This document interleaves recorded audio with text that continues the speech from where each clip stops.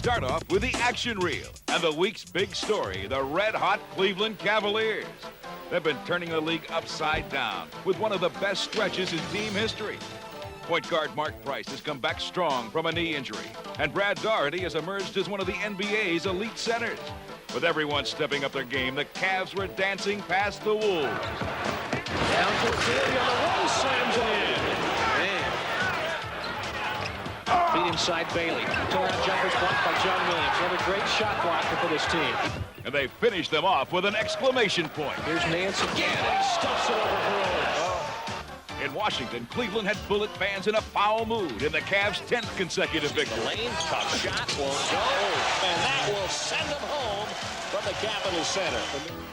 And their win over the Sixers was a milestone. There's Hamlet, though, get the ball to Nance with one on the timer. That's a killer. And the Cavaliers have tied their franchise record, 11 consecutive victories. The picture is also improved for the Spurs with the return of Rod Strickland. He triggered the break in a win over Detroit. Here comes the Rocket again, leaves it for Shaw.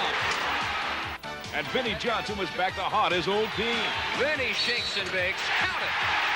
The microwave is finally plugged in.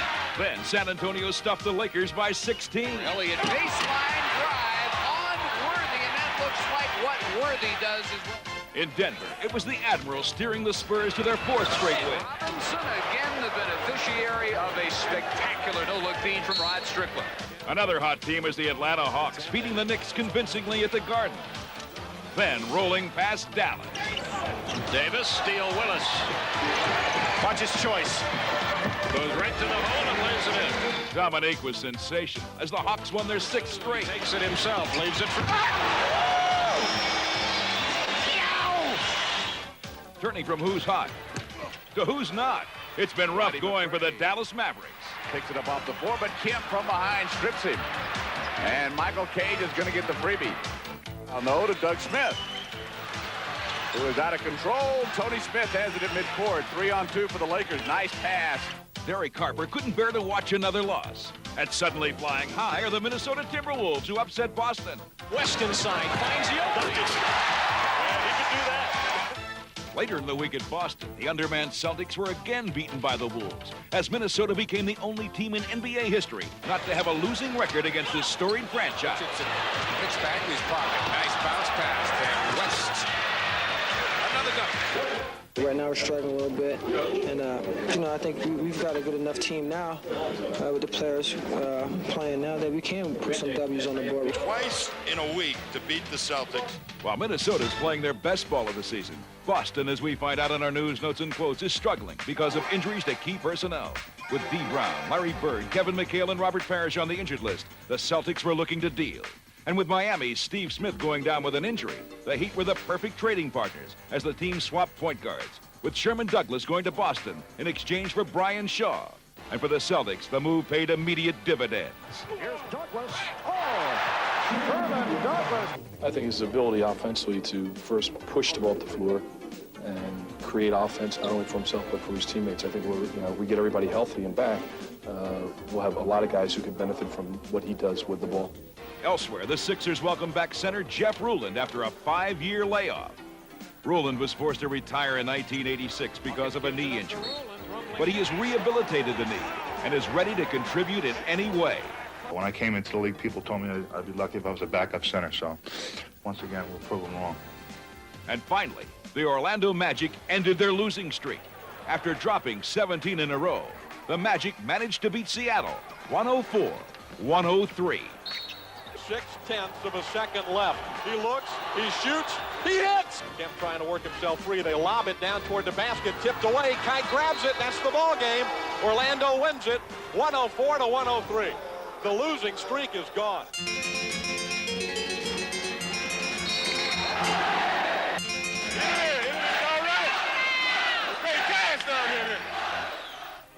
In this week's Inside Look segment, we'll meet some of the NBA's most traveled players. Throughout the history of the NBA, there have only been a handful of players that have managed to stay on one team and embody their franchise. One of the greatest players in the history of basketball, Willis Reed. But for an abundance of NBA players, changing times and changing teams When I was traded to New York, I thought, oh my gosh, what a break. For the less fortunate, it meant an unexpected and emotional end to life in a cherished place. It's kind of tough right now. I mean, I had no idea about getting traded. I just never crossed my mind, I guess. I guess it happens to every... Perhaps the most intriguing stories of all are the people who make traveling a second career. For James Edwards, this feeling came quickly. I got drafted by LA in the 3rd round. I got traded that year, went to Indiana, stayed there for a few years, went to Cleveland, stayed there for a few years, went to Phoenix, stayed there for a few years. After some difficult times with Phoenix, Edwards finally found his place under the sun. Well, I didn't think I would be in a position to win a championship, and all of a sudden, you know, I'm sitting at home playing a little Nintendo, and I get a call from the coach, and he says, well, you're traded and you're going to Detroit. And I was on the next plane out of there. Edwards made the most of his stop in Detroit, garnering 2 rings in his 3-year stay. Such was the case for the infamous Maurice Lucas, who captured a title in Portland, but then began his unsettling journey to 5 other teams. Very disturbing, and not so much as a player, but certainly for my family and my wife. She had to go through a tremendous amount of moving around. Moving around was something Adrian Dantley had to learn about early in his career. I had gotten traded 3 times before I was 23 years old, and right then I knew it was a business. Every player would like to play on one team their whole career, but that doesn't happen. After 3 scoring championships and 1 MVP award in Buffalo, Bob McAdoo began his tour of the NBA. His nomadic wanderings led him to question himself. Why me? You know, I haven't done anything to anybody. It's kind of like the program, The Fugitive. I kind of felt like that. But McAdoo would find salvation in a championship in Los Angeles as he became a vital part of the Laker attack. Later on in his career, McAdoo expanded his horizons as he joined a team in the Italian Professional League. McAdoo was one of the pioneers of the international experience. And in 1990, the NBA took it 1 step further as we find out in this week's Magic Moment. For the first time in league history, a regular season game would be played in a foreign country. The interest in basketball was such that the games would be very well received here. Japan was the site, and everyone was excited about the prospects. S-H-I. There you go. You're welcome. Good luck. Thank you. Thank you. Thank you.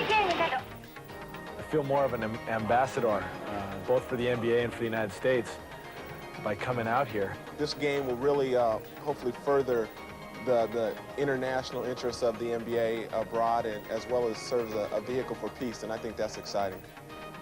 For all the world to see, Phoenix and Utah played 2 historical games in the Far East, and their hosts readily embraced the teams and the sport. Take it left to right.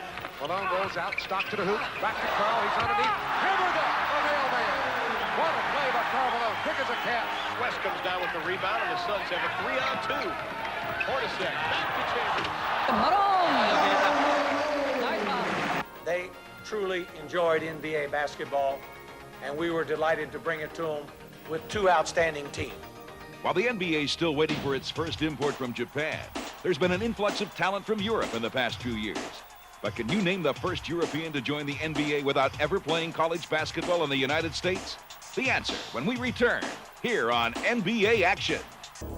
Ever playing college basketball in the United States was Georgi Glushkov of Bulgaria, who played in 49 games with the Phoenix Suns in 1986. A sizzling rocket was just one of the players on fire this week. Otis Thorpe burned the Sixers for 26 points and 12 rebounds.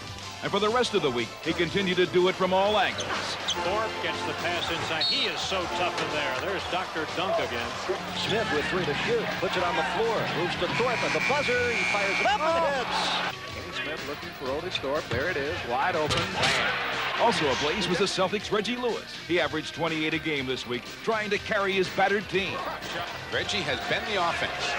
Goes on Starks. Good move. What a move by Reggie that time. He's trying to move on West. Tough shot. If he makes it, then does. Lewis. Reggie Lewis unconscious. And Detroit's Dennis Rodman continued to sweep the glass clean, grabbing every rebound in sight. For the week, the relentless Rodman averaged 21 boards a game. Molested, Spun let him have it, he missed it. Rodman puts it back and hit, knocks it away. Billy gets it back, the Glasser, no. Tap, yes, Dennis Rodman. Isaiah 10-foot gun, no. Rebound, Worm, back up, yes. Rodman's spirited play has propelled Detroit over the 500 mark. And in this week's marquee matchup, they entertained another team on the rise, the much-improved New Jersey Nets.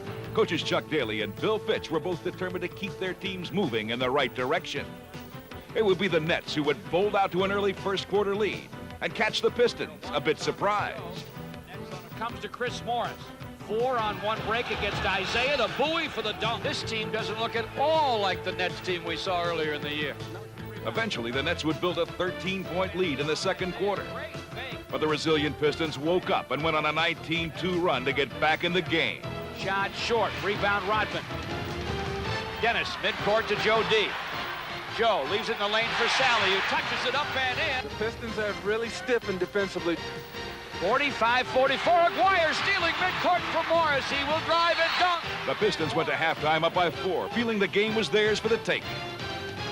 But in the second half, the Nets regained their composure, and the game evolved into a back-and-forth affair with neither team giving an inch. Orlando against Mills, spins him baseline, draws contact, gets a make and a foul. Rebound Sally, here's a foul, blocked by Dudley, saved by Mills. To Morris. It's 4 on 3 to Dudley down the lane for the dunk. We're tied at 78. Gets it away, Isaiah picks it up, flips up a triple, and it's through. 4-3. The young Nets didn't flinch and stayed stride for stride with Detroit. And with the score tied at 88, the Nets had their chance to seize the lead in the game. But Isaiah Thomas showed why defense is the Piston trademark. Isaiah picks his pocket top of the key. Isaiah heads for the hole. Double team, 2 seconds left. A whistle, 20 left. Here's the second. Score it. Rodman against Mills. Pass to Drazen Petrovic behind a foul line. Guns, no. Got iron, no net. Pistons win it. 90-88 at the Palace. Oh, this was a heart stopper. Now it's time to go above the rim as Schick presents In Your Face.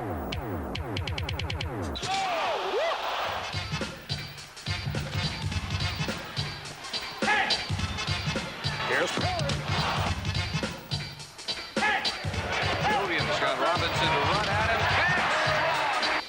Ball is back. Here's Clem. Here's the pick and roll and Ambidextrous.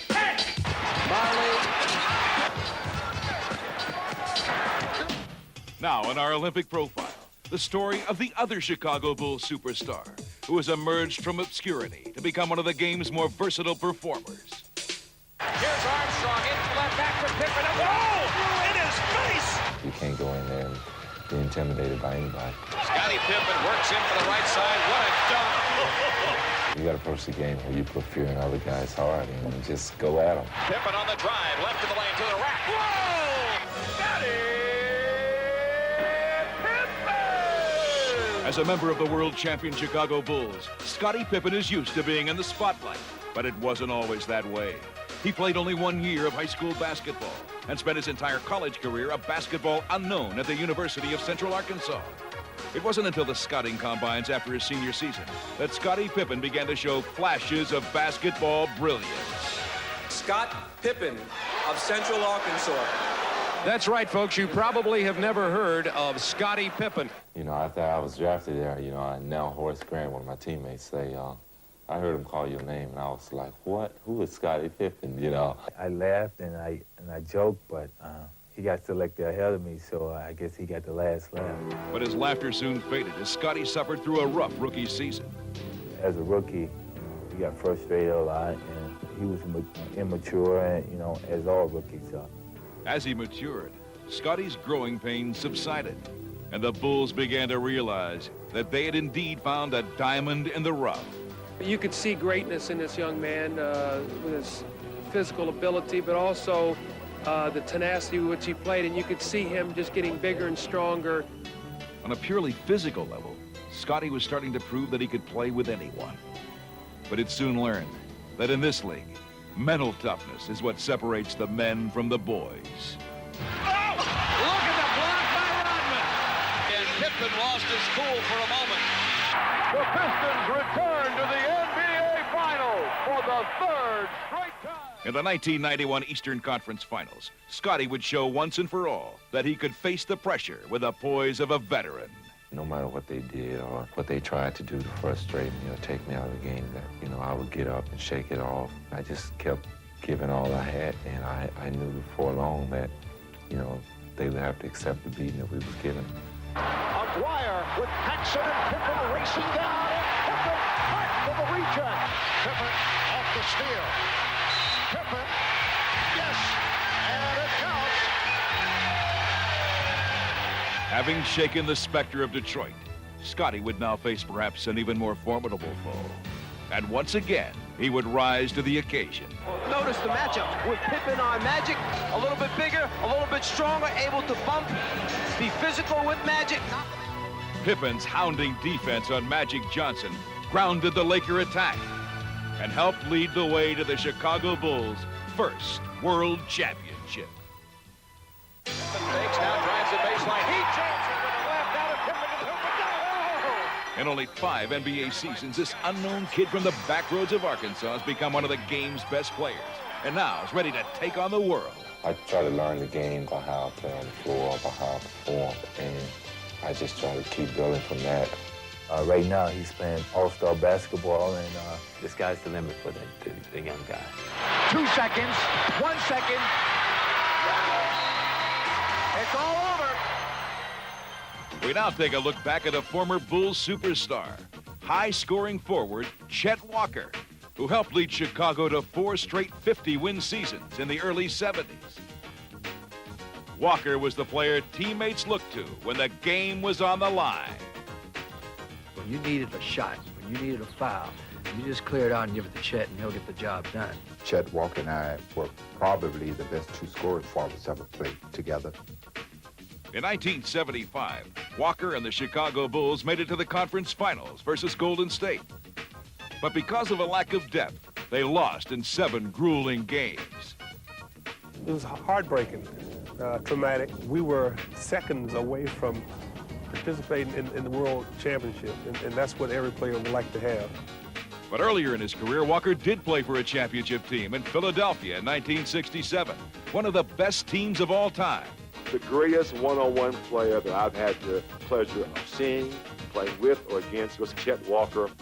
Such high praise from perhaps the game's premier player leads one to believe that Chet Walker was truly an NBA legend.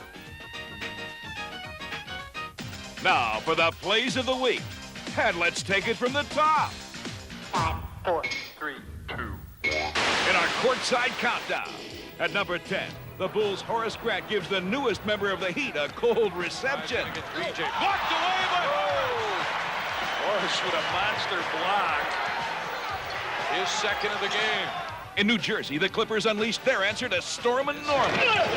Norman. But no call. Great shot by Norman. You're right. That was an 8 shot at Horse. Number 8, the Pistons' Dennis Rodman continues to be a rebounding menace, and this time in dramatic fashion. Off the iron right side, Rodman gets it, takes it right corner, fires, it falls, and it counts at the horn. And look out, Chicago, as the mailman makes a special delivery. Back door from Malone, strong to the basket. And afterwards, he puts Stacey King way under the bucket. Number 6 comes courtesy of Minnesota's Scott Brooks, who was one hungry wolf. Picked up by Scott Brooks. He'll go coast to coast. He's fouled. The bucket's good. Great play. Beautiful play. Oh, what a play. Boy, what a move at the end. Left hand off the glass, and he's held on. And in New York, John Starks elevates himself into some pretty lofty company. In terms of elevation, was Michael Jordan, Julius Erving. And back at the Meadowlands, the Clippers showcase their own 3-ring circus. What an ass. This is volleyball. Number 3 comes from Boston, where the Knicks' Gerald Wilkins takes it to the basket the hard way. Wilkins finding a way for 2. Did he elevate? Wow. And Doug West's aerial exploits just might turn a few heads. Man, that would make Dr. J proud, Michael Jordan proud, you name it. And now our first rookie to hit the top of the charts, Washington's LaBradford Smith. You got to give it to him. A little traveling music, but that was a beautiful play by LeBradford Smith.